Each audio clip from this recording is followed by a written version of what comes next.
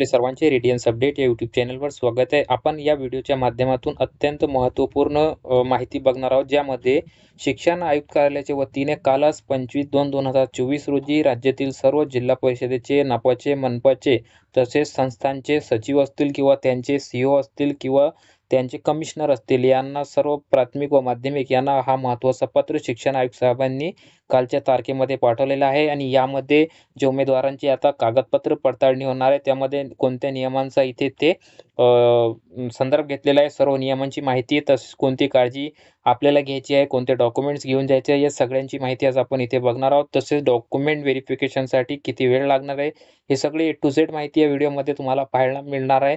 तर मित्रांनो, आपण जर या चॅनलवर नवीन असाल तर चॅनलला सबस्क्राईब करत चला. आणि हा जो व्हिडिओ असणार आहे ते थोडासा लांब होऊ शकते, म्हणून आपण जे शेवटपर्यंत ही माहिती बघावी.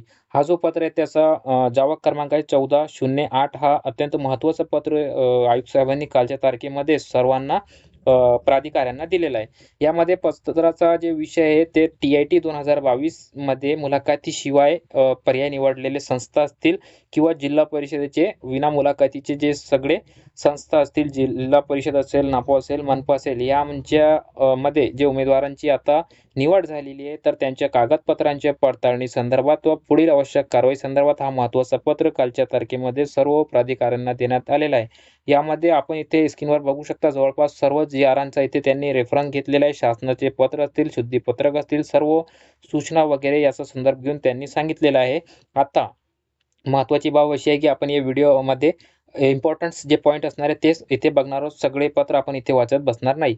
यामध्ये आता सध्याच्या घडीला जे निवड यादी जाहीर झालेली आहे, त्यामध्ये ते तात्पुरते पात्र उमेदवारांना समजून त्यांची जी आहे आता स्वप्रमाणपत्रामधले जे भरलेली माहिती असेल व त्यांच्याकडे असलेले मूळ कागदपत्रे असतील ते तपासून जे आहे नंतरच त्यांना उमेदवारांना पुढील संधी देण्यात येणार आहे. म्हणजे ते डॉक्युमेंट व्हेरिफिकेशन झाल्यानंतरच उमेदवारांना इथे नियुक्ती मिळणार आहेत.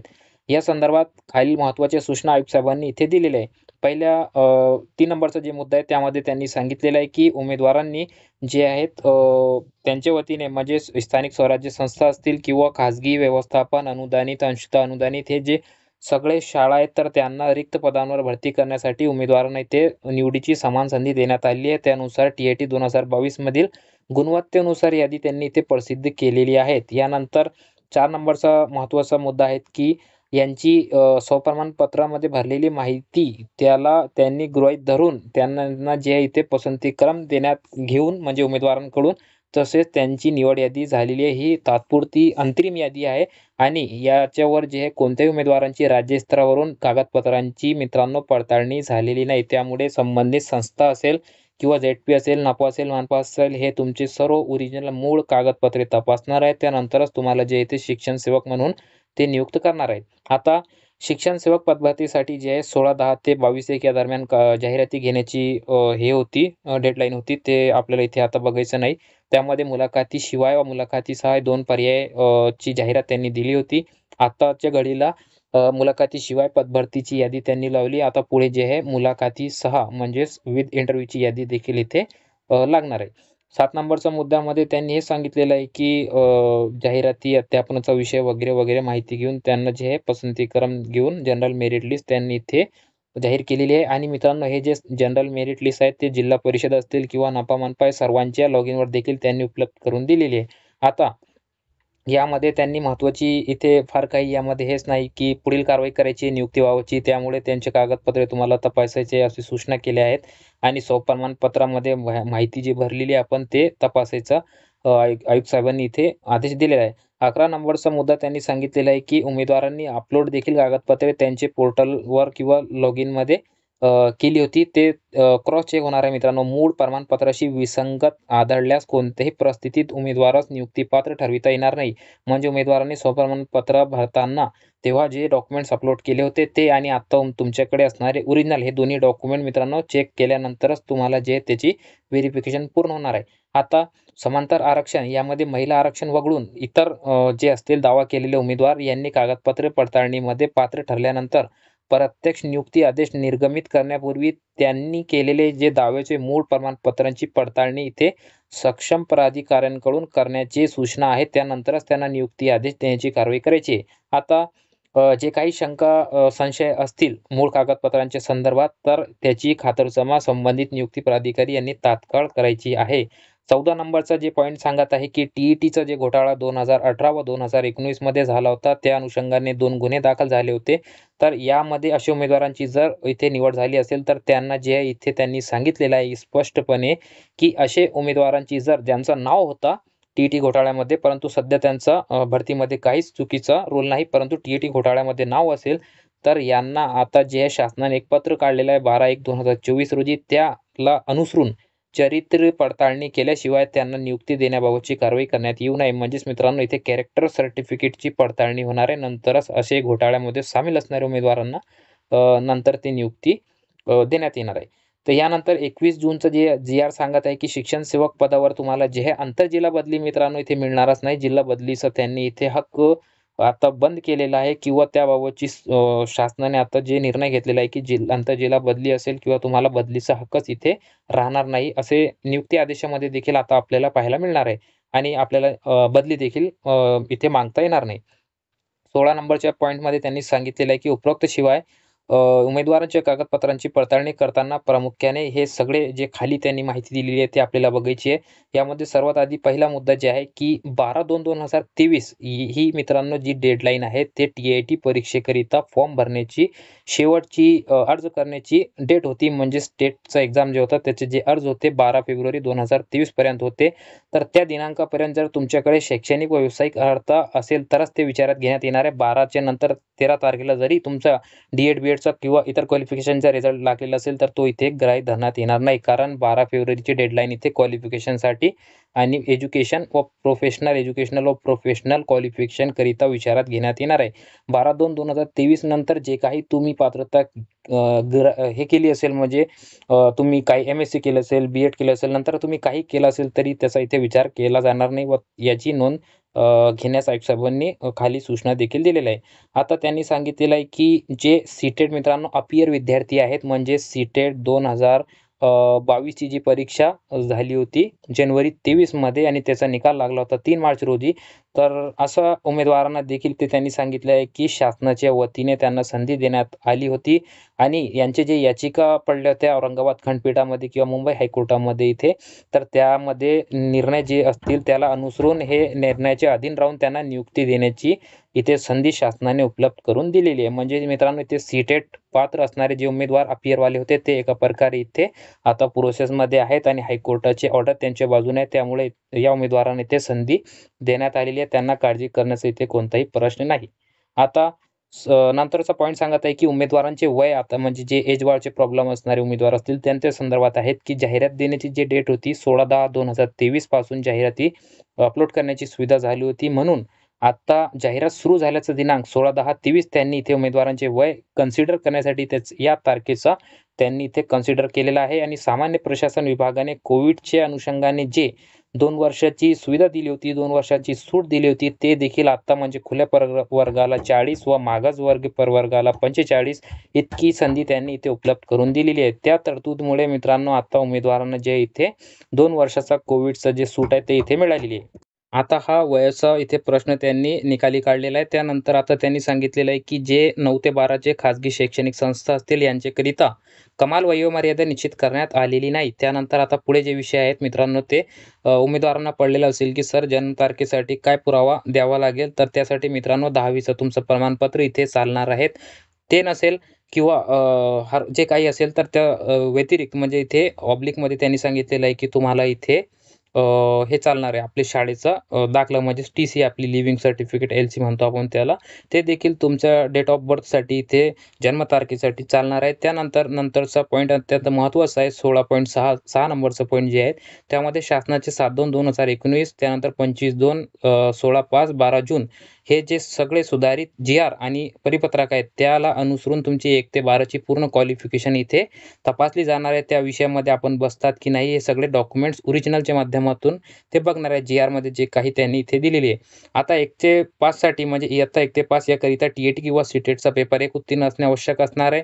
6 ते 8 करिता मित्रांनो तुम्हाला जर गणित त्यानंतर विज्ञान त्यानंतर गणित व विज्ञान या विषयाच्या पदांसाठी टी-ए-टीचा किंवा सी-टेटचा पेपर 2 गणित विज्ञान विषय हे घेऊन उत्तीर्ण असणे आवश्यक असणार आहे. जर तुम्ही क्रॉस टी-ए-टी असाल तर इथे तुम्हाला मात्र संधी मिळणार नाहीत, कारण गणित विज्ञानसाठी गणित विज्ञानमधूनच तुम्हाला जे हे विषय घेऊनच टी-ए-टी, सी-टेटचा पेपर 2 उत्तीर्ण असणे आवश्यक असणार आहे. नंतरचा पॉईंट अत्यंत महत्त्वाचा आहे की 6 ते 8 करिता सामाजिक शास्त्रकरिता देखील असाच त्यांनी नियम केलेला आहे की सामाजिक शास्त्र विषय घेऊनच तुम्हाला पेपर 2 6 ते 8 व जर इतिहास, भूगोल व सामाजिक शास्त्र विषयाचा शिक्षक व्हायचं असेल तर ते विषय घेऊन टी-ए-टी उत्तीर्ण असायला हवी. त्यानंतर मात्र इथे जे आता आपला विषय असतो भाषा विषय, तर 6 ते 8 वर भाषा या गटासाठी तुम्हाला जे काही तुमची भाषा असेल त्यामध्ये मराठी, हिंदी, इंग्रजी, उर्दू, कन्नड इत्यादी भाषा विषयासाठी जे टी-ए-टीचा पेपर 2 असेल ते गणित विज्ञान असेल तरी चालते, सामाजिक शास्त्र असेल तरी चालते. म्हणजे मित्रांनो इथे भाषा विषयासाठी तुम्हाला क्रॉस टी-ए-टी चालणार आहे. त्यानंतर 11 नंबरचा पॉईंट आहे की 9 ते 10 साठी किमान तुम्हाला जे आहे श्रेणीमध्ये उत्तीर्ण श्रेणीमध्ये 11वी-12वी करिता जे द्वितीय श्रेणी उत्तीर्ण असणे आवश्यक आहे. त्याचा देखील जे-आर मध्ये इथे त्यांना रेफरन्स म्हणून दिलेला आहे. आता उमेदवारांनी स्वप्रमाणपत्रामध्ये जे माहिती मित्रांनो सर्टिफाईड केलेली आहे त्याची पडताळणी कशी करायची आहे, म्हणजे अधिकाऱ्यांना ही सूचना त्यांनी दिलेली आहे की अगोदर उमेदवारांची पवित्र पोर्टलवर नोंद केलेली स्वप्रमाणपत्राची प्रत बघायची आहे. त्यामध्ये 10वीचे गुणपत्रक आणि सर्टिफिकेट हे जन्मतारखेचा पुरावा म्हणून बघणार आहेत.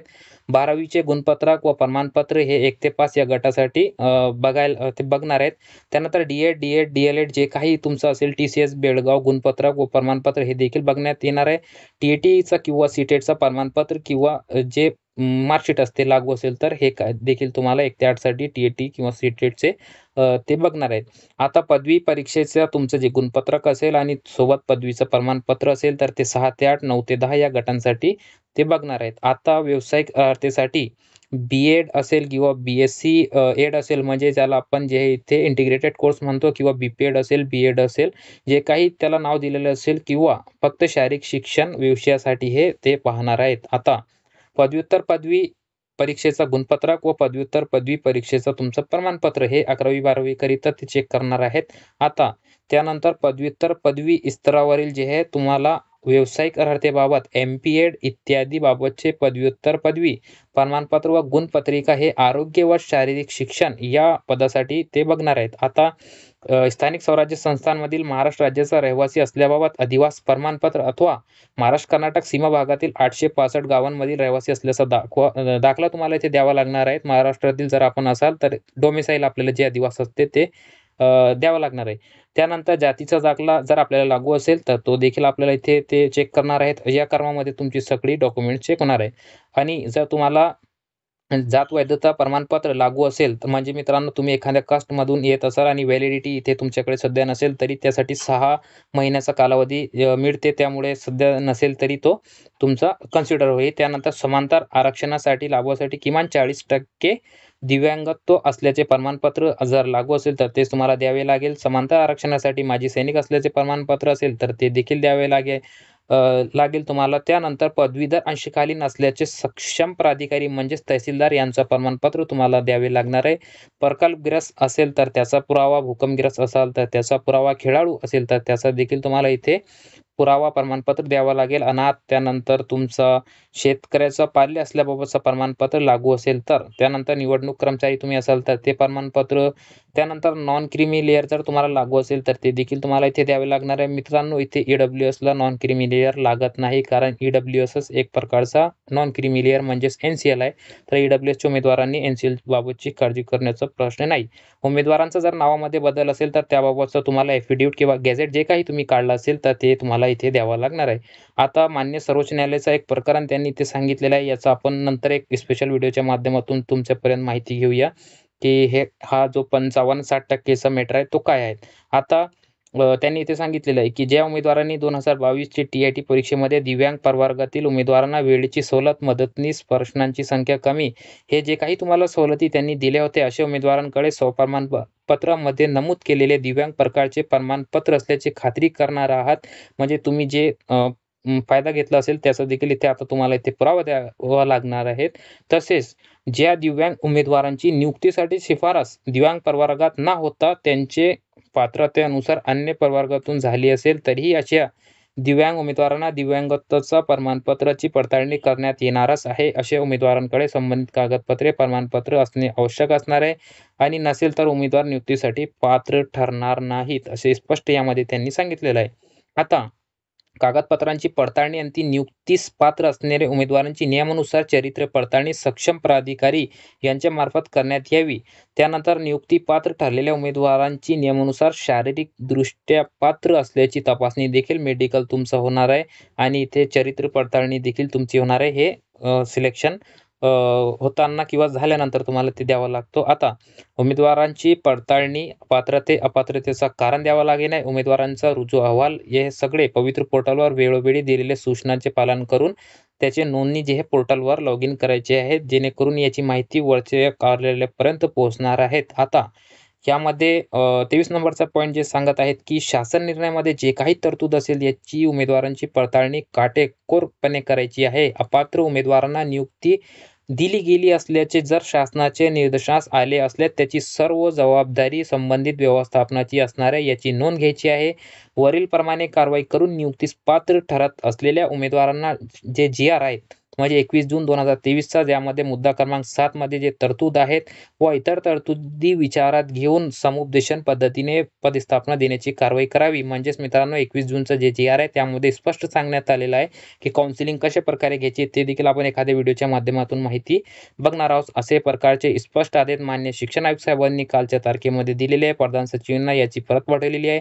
संचालक उपसंचालक जे काही असतील विभागीय उपसंचालक यांना देखील या पत्रासह त्यांनी इथे कारवाईसाठी उचित कारवाईसाठी परत दिलेली आहे. अत्यंत महत्त्वपूर्ण मित्रांनो हा व्हिडिओ होता, ज्याची सविस्तर माहिती मी तुम्हाला आज या व्हिडिओच्या माध्यमातून दिलेले. हे सगळे डॉक्युमेंट्स आपण रेडी करून मित्रांनो तयार राहावे, कारण आता लवकरच तुम्हाला जे आहे ZP कडून, नपा कडून, मनपा कडून जे हे ऑर्डर दिसणार आहेत की पडताळणीसाठी हे आम्ही वेळापत्रक ठरवलेलं आहे. त्या कालावधीमध्ये तुम्हाला वेळापत्रकामध्ये तुमचे डॉक्युमेंट्स घेऊन यायचे आहे आणि या कालावधीमध्ये तुम्हाला तुमचे DVचे काम पूर्ण करून घ्यायचे आहे. त्यानंतर नियुक्तीचं जे काही कार्यक्रम असेल ते संबंधित संस्थेमार्फत होणार आहे.